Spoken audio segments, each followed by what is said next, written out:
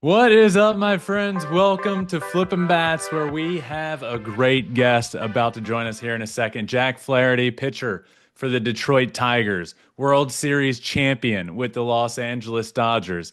Got a lot to talk about. What a weird year it was for him last year, really good year, but then gets traded away from the Tigers, a place that he openly talks about, wants to be, and wanted to stay, but gets traded to his hometown team. So we're going to talk all about that trade and what the Dodgers have done this offseason, why he headed back to Detroit, but really just excited to hear about free agency. What does that process look like for a player? Why does it take so long sometimes? What's going on in the ins and outs? Because he's very forthcoming about. I mean, he was tweeting about it. Like, what is taking so long? What's happening? So I'll ask him about the process, if other teams were in the running, and then just the offseason, heading back to the Tigers, Chris Fetter, Tarek Skubal, a lot to talk about here. But Jack Flaherty was in studio last year, right before the season. Now we get him back on right before the season as well. Great, great dude. I like Jack a lot. I hope you all do and enjoy this conversation. Please make sure you hit that subscribe button wherever you're listening. It does really help. Leave a 5-star review. You can also watch this on YouTube, our Flippin' Bats Pod YouTube channel, and we're on all social media as well, where we put clips out all the time. So without further ado, let's welcome him in now. Starting pitcher for the Detroit Tigers, Jack Flaherty. All right, I am pumped to be joined now by starting pitcher for the Detroit Tigers, Jack Flaherty. Jack, you were in studio with me last year, had a great year. Let's run it back before the year and have another great one this year. How's that sound? That sounds great to me. Last year went well. It was good to catch up in studio. A little different circumstances, but still great. A lot happened, man. I feel like you were in studio not long ago, and now World Series champ, had a hell of a year. Coming off of being a free agent this offseason. Let's start there.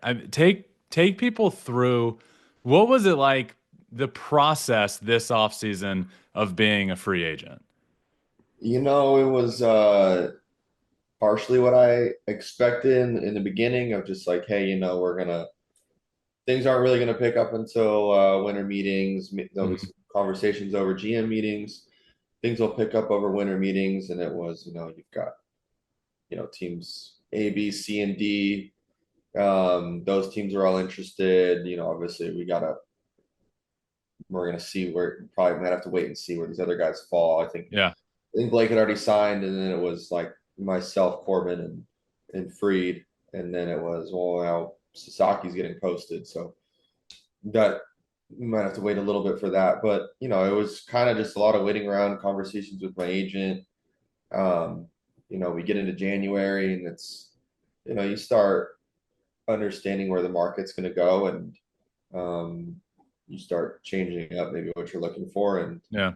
now it starts turning into, okay, how can we make this work maybe with a team you really want to go to, and a place where you had success. And so that's how it ended up. And things ended up going rather quickly once the conversation really started to get going. It happened quickly. At one point this offseason, I think it was at some point in January, you tweeted, I don't know what's making this so difficult. What was happening at the time when you said that? Just nothing? It kind of basically, it was just conversation between my agent and I of like, I'm like, what's on the table? And it was like nothing. Not not like, something that would maybe like, hey, we can consider this like down the road. There's just like nothing. And it was kind of something that just didn't really make sense to either one of us. And we were kind of confused, and it was like asking for too much, and then you change, okay, you ask for something different, and then it just the conversations don't Yeah. happen. It's just, you get to drag along of like, yeah, we're interested, we're working on a couple things, we're interested in working on a couple things, and then it's like, well, guys, it's February, like, is there going to be an actual conversation, or is it just, well, we're interested? And so uh, just some that's what didn't really make sense. Yeah. I mean, once the ball finally did start get rolling, obviously you chose the Tigers. Would you say you were close to signing anywhere else? Was it at any point like, man, I'm fighting back and forth here in my head with three different teams and have some solid offers, or did the Tigers make it clear that's where you were going to go? I mean, there were some conversations to wait on to like there were some conversations to be had, but um and in terms of it was really turning into some just structuring some things out and what that was Yeah, going to look like. Just because you want to get enough security in when you are start going through it again, and so you want to get a little bit of security there. And they the Tigers came through with it we were able to work something out that made sense for both sides, and so it was nice to end up back in a place where you kind of know everybody and you walk in that door and it's a good to see everybody again instead of there's levels of getting to know everybody, getting to know guys and whatnot, but it was for nice to sure. kind of walk through and be like, okay, it's good to see everybody. Yeah. You tweeted earlier this offseason that right in the midst of the Dodgers deferring all the money in the world and signing everybody, you tweeted a certain team isn't ruining baseball. A lot of other teams just are doing very little, which has sort of been my thought process with all this. Like you're you're putting the blame and you're mad at the wrong things if you're mad at the Dodgers for like they're doing what you wish your team would do. And that's sort of what you said is just other teams aren't doing a lot. Is that sort of like elaborate on that a little? What did you mean by that? And you're obviously totally fine as a player with what the Dodgers are doing.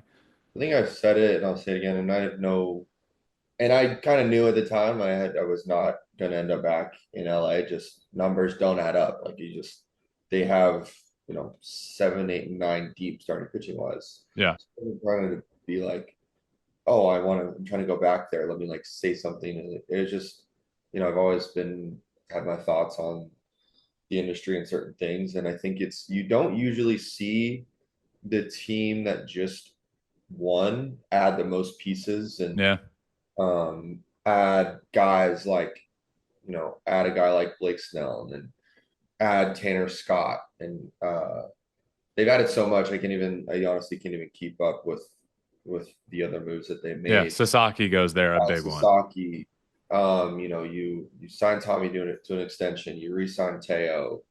Um, I feel you signed Kirby Yates. Like you don't usually see a team that hey they just won the whole thing, and then by the way they probably potentially added the most or some of the bigger names they added those guys, and you know the Yankees, and then another team like the Yankees made really big moves. The other Hmm. team that was there made really big moves to make sure that they were still going to be there even with losing Soto.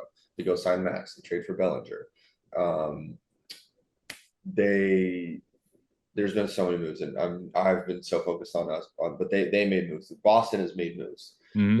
You get a whole host of teams, and you look at, and it's just kind of like, and even I guess for myself, you're just like, I'm interested and curious to go places. I went to Detroit last year, Yeah, where it was, people didn't really know like what the Tigers were going to be. You could see all the young talent coming up. When I watched Scoob the year before, was like this guy's got really good stuff, and then he did put it all together last year. So, but you want everybody to be like, okay, we want to compete, and every team you need to make additions in order to compete, and not just kind of sit there and be in a little bit of a stalemate. It's just hmm, the game is in a better spot when there's with a more competition that goes on, and everybody's making moves. Arizona made a move to go get Corbin, which is really and then to get Naylor to replace Christian Walker. So teams are making moves, but these are the playoff teams that were kind of on the yeah. fringe. It's so the Reds made some moves going getting Lux and Singer and a couple other guys, but it just kind of felt like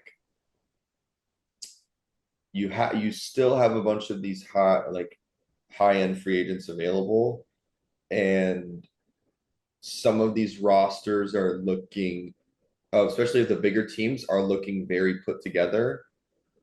And well, maybe you have a chance to go get one of these guys Hmm. because these other teams like are already put together. Dodgers were pretty much put together. Yankees are put together. Even the Red Sox today, like or whatever, like we're still pretty put together. But well, we can make an addition, and whether however their defensive rotation ends up lining up, but you want to see it like everybody make additions and like it makes the free agent market better and it makes everything better. Yeah, 100%. I 100% agree with that. And, I think the Dodgers are literally just catching the brunt of it because, like you said, you win the World Series. It's typically not. They've gone from signing Shohei to 700 million, everybody talking about that, to winning the World Series, and then really just being right back to business as usual in the offseason.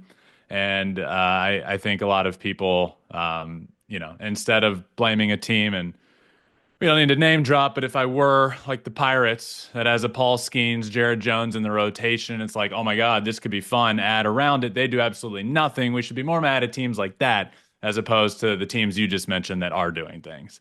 Yeah, I think you just want you want competition throughout, and you know you want every guy to go to free agency and not feel like the goal is to get to free at least it was Yeah. to get to free agency for a bunch of players. Like let's get there, and that's where you're supposed to go and get paid and make Yeah. more money. You still get, if you're a top end guy, you're still going to get paid very well throughout arbitration and everything, but goals to go there. But then when those job offers or windows are very slim, or teams are like, whoa, we're just we'll underpay you, but we're not gonna, you know, pay what else, and it becomes like, okay, well then you it's hard to look at players and be like, yeah, getting to free agency is where you want to get to. Yeah. When you look at last year and you've got a handful of guys waiting up until into not even up till spring training, into spring training. Then you've got more guys, this year still going into the very start of spring training. Like I mean, Alex Bregman, like a guy who's been in this league for what feels like forever, is one of the top names out there in terms of position players, and is going to wait until this point. So you don't want to wait. You don't want to be in that situation where now you're like, okay, because now it's where am I going to live? I got to get spring training in like Yeah. 2 days and all this, and it feels like the more teams that are competing for players, the more guys are going to sign faster.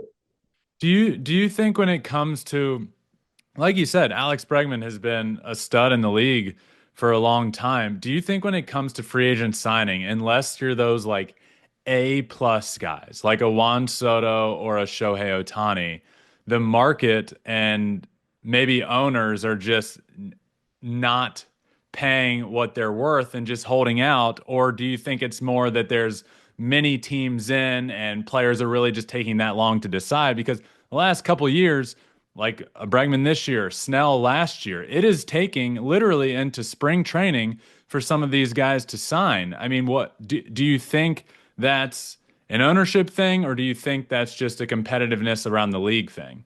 I don't know. It's a good question. I'd say it's probably more of less teams being in to where the offers aren't as much, and it's probably more of just less teams being in, and once certain rosters start to Yeah, get full, and then it starts going, well, you also have the trade market as well. So teams are looking to, well, what if I can trade for so and so instead of trying to, sign this player? 100%. Yeah, It kind of slows up in terms of everything. And it's like age is now also a weird thing as well. Like, and I mean, I've been in the game. This would be year 8, and still 29, and but it didn't seem to matter in terms of that.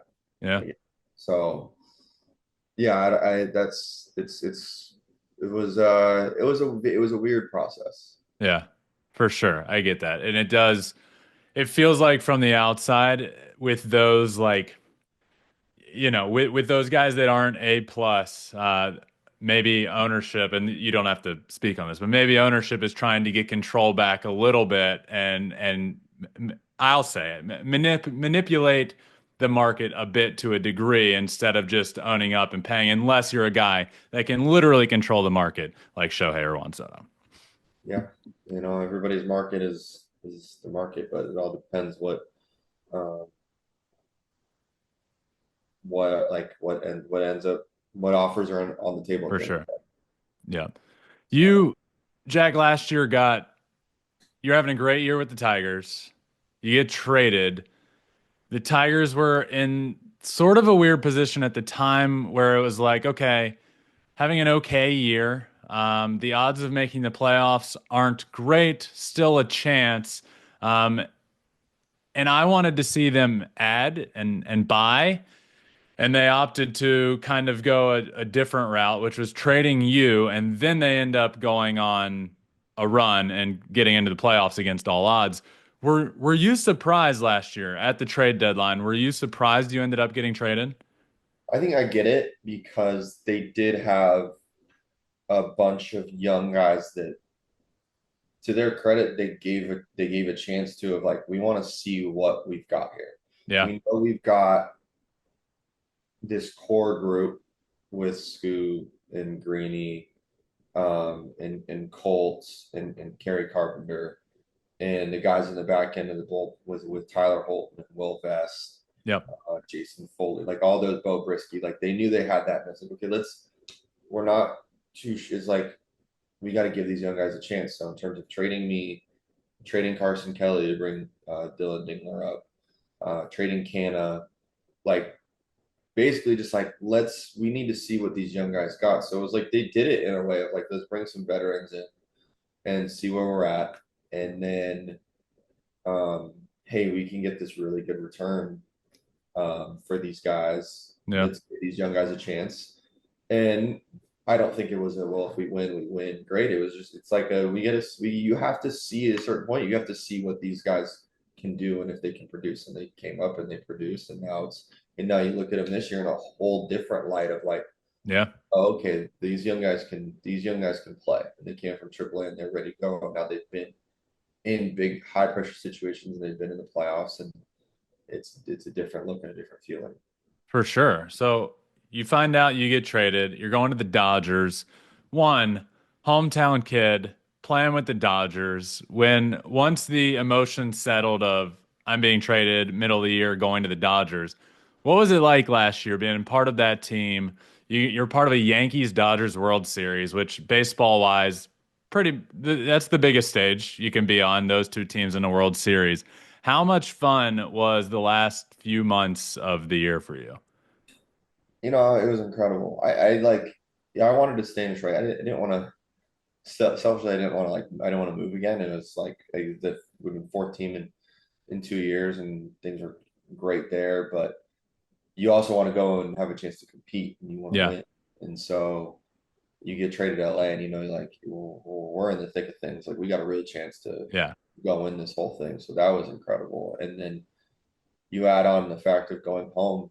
And I think everybody at a certain point in their careers would love to play at home if given the opportunity. So that was incredible. And then you add on the run and how difficult things were with guys going yeah. down, guys playing banged up, and guys going through injuries, and seeing what those guys really grinded through every single day just to like get on the field, seeing what Freddie went through like every single day to be out there and be like, I'm not 100%. I might not even be 80 or 70%, but I'm gonna be out there. And I mean, he was so down bad. He had to skip games and Hmm. against the Mets.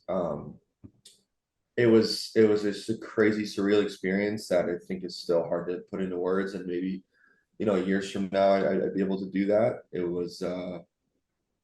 It's truly incredible.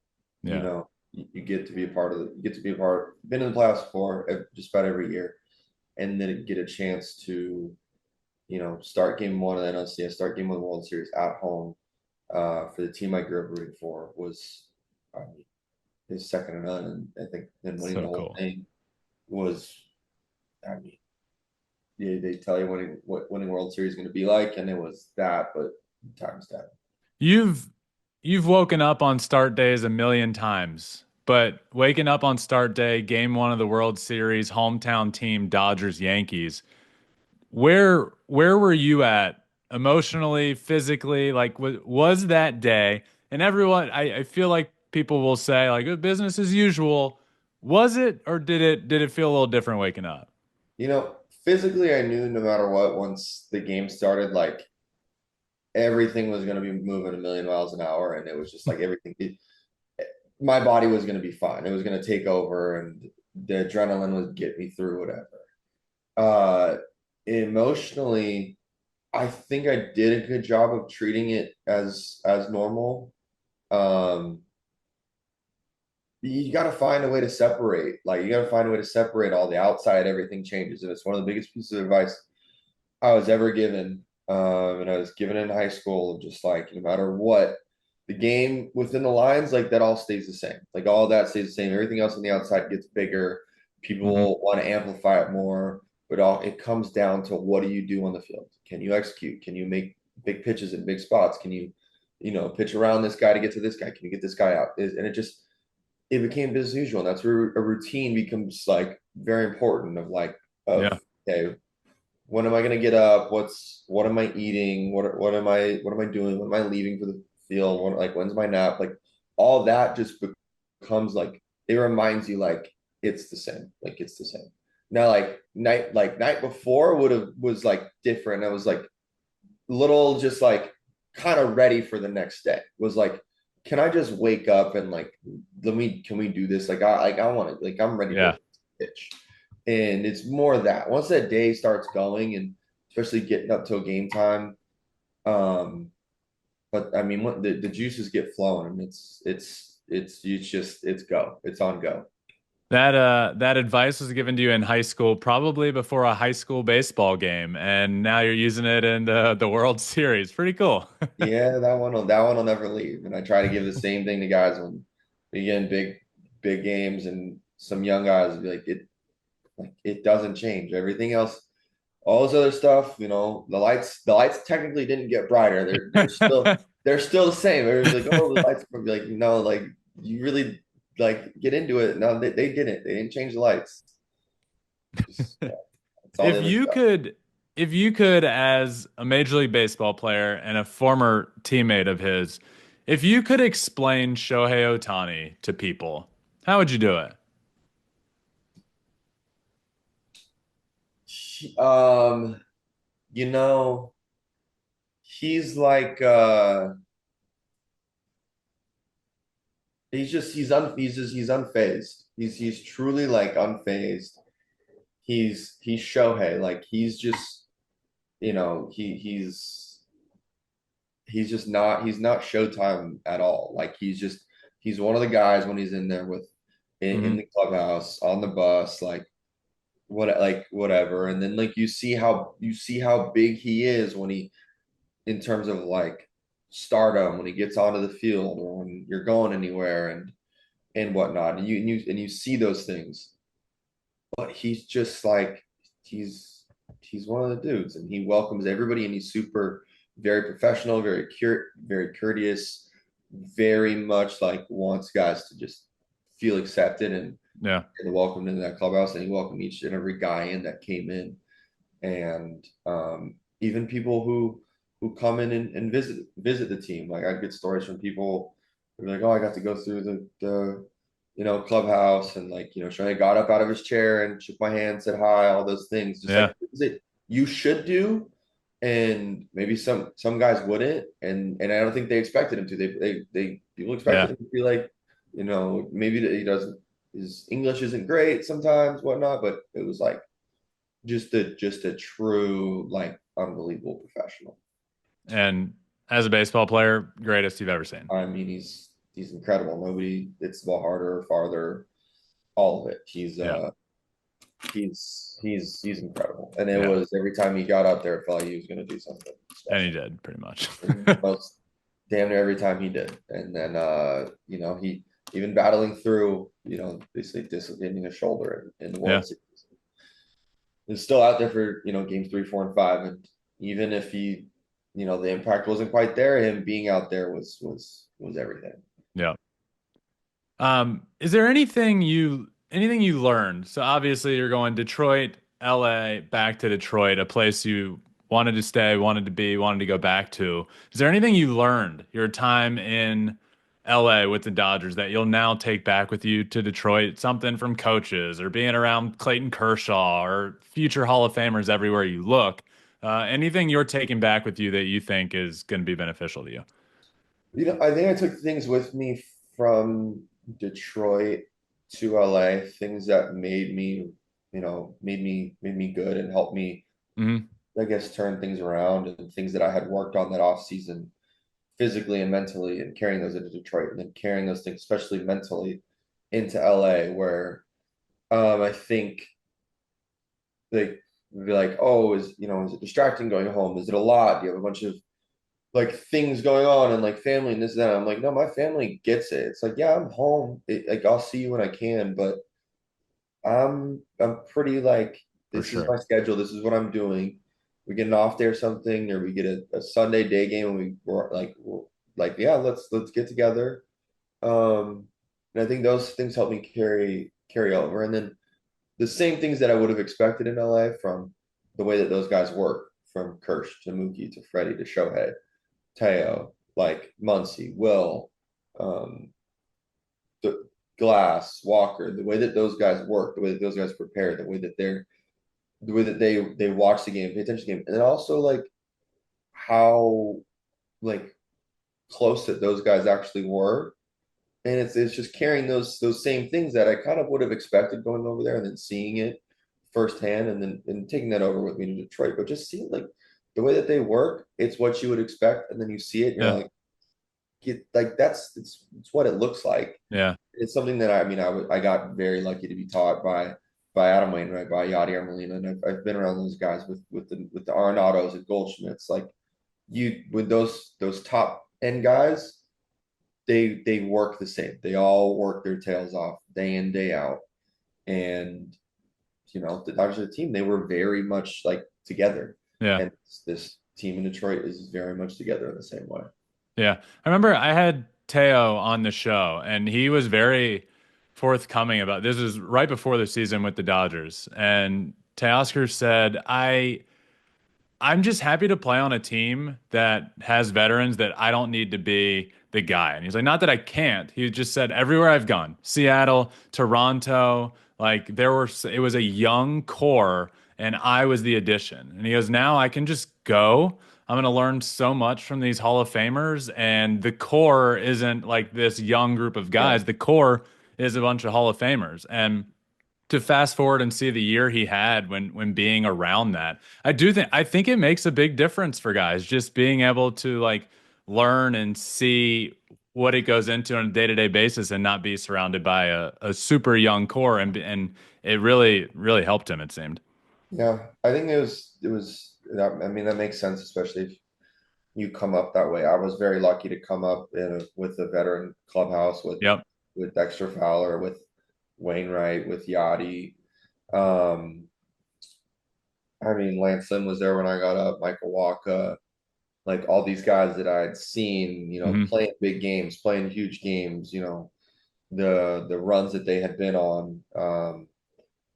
And so I got to learn that way. And I was always a young guy. And then as I started to get older and be there for a while, well, then Arnado comes in, Goldschmidt comes in. Matt Carpenter was always there. And so I didn't really have to take on like doing that until I got to Detroit. And that was the first time. And it was back the complete other way when you get to LA and you get back around those guys. Like, Yeah. okay, go play. But everybody's journey is different, and I think that's where the veteran presence, though, like guys will talk about it. It makes a huge difference, and it allows guys to just be comfortable, but also it allows guys to learn a bunch of different things about the game and the ins and outs. And I think it's cool now to your journey has been cool to go to LA and now back to Detroit and be a leader once again with that team. And I want to ask about Chris Fetter because obviously pitching coach there in Detroit, named 2024 MLB Coach of the Year. Why? What makes him so good and how much has he meant to you? Fetter he gets it. he's one of those guys. He gets it, and he can combine some of the old school like feel where it just comes to feel, and then there's other. These are the numbers. These are the metrics. This is what you should do. This is what we need to do better. Yeah. This is what's going to make you better. But like, and then he's got the old school, just plain and simple, like go throw strike one, go throw strikes. And now how do we make you throw strikes more often and repeat it? Well, let's figure that out. But it comes down like mentally, it's just we need to go throw strikes. And so he gets it. He works with you. He can get on you when he needs to. He can be chill and be like, yeah, we got things to work on. Like let's not let this one day, ruin what we've done. Okay, you had a bad day out there and you've been pretty damn good up until now. Like let's move on from it and not let this day ruin what we've done and what we still have yet to accomplish. Like we got a lot of season left. Like like also okay, it was a good day. I'm gonna bring you right back down to where you need to be, where we can get better the next couple days. Yeah. Couple more for you before we finish up. Tarek Skubal. Where does Tarek Skubal rank as in the game of baseball for starting pitchers? Number one. And I've told him that. And I've told him that. And then I've also told AJ like he's gonna have to earn it again. Like, yeah, right now he is for sure. But I'm gonna be on him all like the whole time. And then it won't be coming from around the league. Like I'll be right. Like, I'm gonna be right there, Scoop. Don't worry. But the guy's incredible, and the guy, like, just he doesn't stop working either. He's there all day, every day. Working to get better. Takes care of himself. He's fun to watch.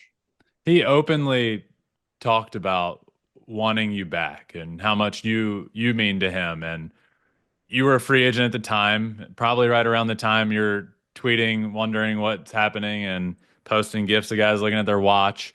Do you see and hear those things in the offseason as a free agent? And when he said that, if you did see and hear it, does it mean anything to you? I think no matter what it would mean, it's gonna mean something when you hear it from a guy like that, and from from different guys. When you hear it from a guy like that, who you feel like you have a good relationship with, and somebody that you look to as one of the top tier guys, and but I think more of somebody like I felt like I had a really good relationship with, and we could compete against each other and compete with each other. So for him to say something like that, it goes a long way. It goes a lot longer of a way when you feel like you have a good relationship with them, and then he says something like that, and especially with what he was able to do last year. Yeah, Jack, I really appreciate you, man. Always a lot of fun having you on. We did it last year. You had a great year. You're going to do it again this year, and then we'll just keep doing it. It's superstition, Exactly. That's the way the game goes. I appreciate it, man. Thank you so much for hopping on. Absolutely. All right, just wanted to thank Jack again for joining us here on the show. Really, really good dude, and really, really transparent about what's going on and what went on with his offseason, and just a great baseball mind. And I always like having Jack on the show. Hope you all do as well. I always think I think it's cool hearing about the free agency process and what that looks like. And for some players, it's very different than others. For Jack, obviously it took a long time this offseason, but it's not something you often think about.